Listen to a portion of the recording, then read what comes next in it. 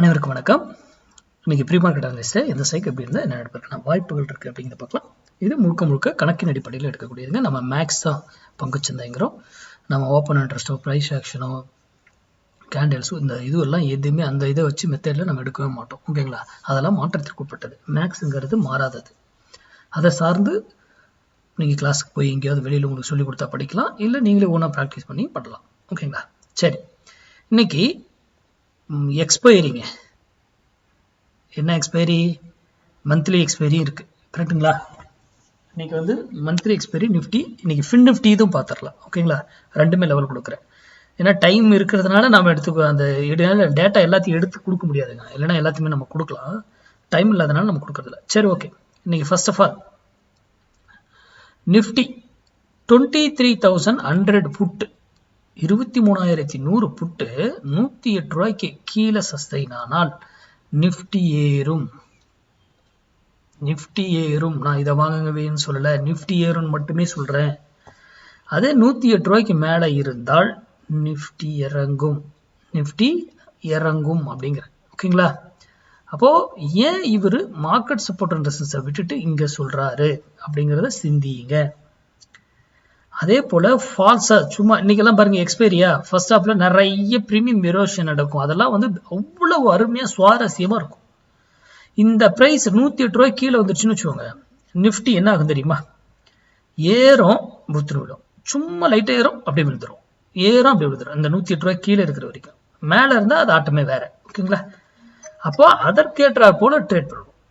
அதே இதுல ஃபால்ஸா நிக்கிறாங்களா, சும்மா ஸ்ட்ரென்த்தா தான் மேலதான் நிக்கிறாங்களா இல்ல கீழே தான் நிக்கிறாங்களா அப்படிங்கறதெல்லாம் மேக்ஸ் அடிப்படையில் கண்டுபிடிக்க தெரியும். ஓகேங்களா? யாரோ ஒருத்தர் யூடியூப் போடுறாரு, சொல்றாரு, அதுல இதா இருக்கு, அதை வச்சு ட்ரேட் பண்றதுலாம் உங்க டெக்னிக்கலும் இது கூட மேட்ச் ஆச்சுன்னா பயன்படுத்திக்கோங்க, இல்லையா தவிர்த்து.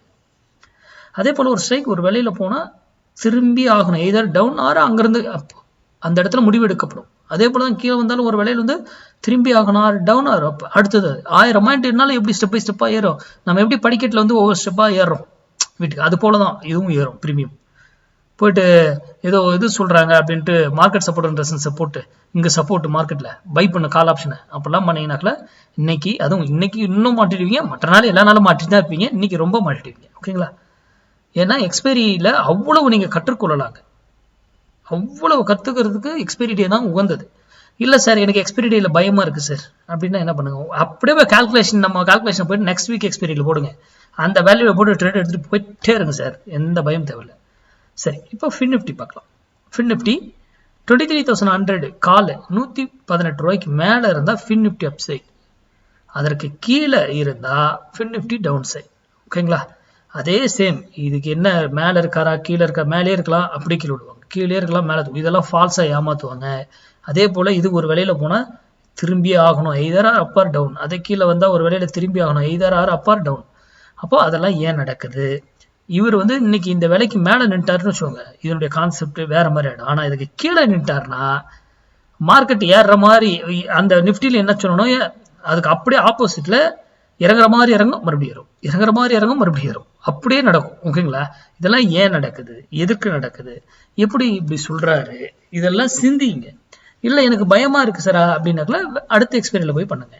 அதே போல இப்போ இன்னைக்கு எக்ஸ்பைரியில நம்ம ஸ்டூடெண்ட் எல்லாம் என்ன பண்ணுவீங்க, 0 to 0 கால் பண்ணுவீங்க. கரெக்டுங்களா? நான் இது வந்து சொல்லி கொடுக்கறதோட சரிங்க பண்றதுல என்னுடைய சேஃப் என்ட்ரி நம்ம சொல்லி கொடுப்போம் இல்லையா, சேஃப் என்ட்ரியும் அதே இடத்துல 0 to 0 கால் மேட்ச்னா நான் என்ட்ரி எக்ஸிக்யூட் பண்ணுவேன். ஓகேங்களா?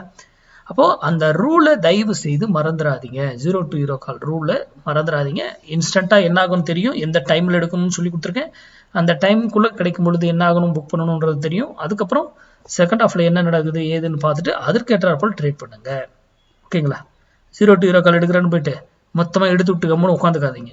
அதுக்கு ரூல் எல்லாம் சொல்லிக்கிறேன், அந்த ரூல்ல அப்ளை பண்ணுங்க. நம்ம 0 to 0 கால்லயே காஸ்ட் டு காஸ்ட் எக்ஸிட் ஆகிற மாதிரியும் வச்சிருக்கோம், புரிதுங்களா? அப்போ அதெல்லாம் பயன்படுத்திக்கோங்க.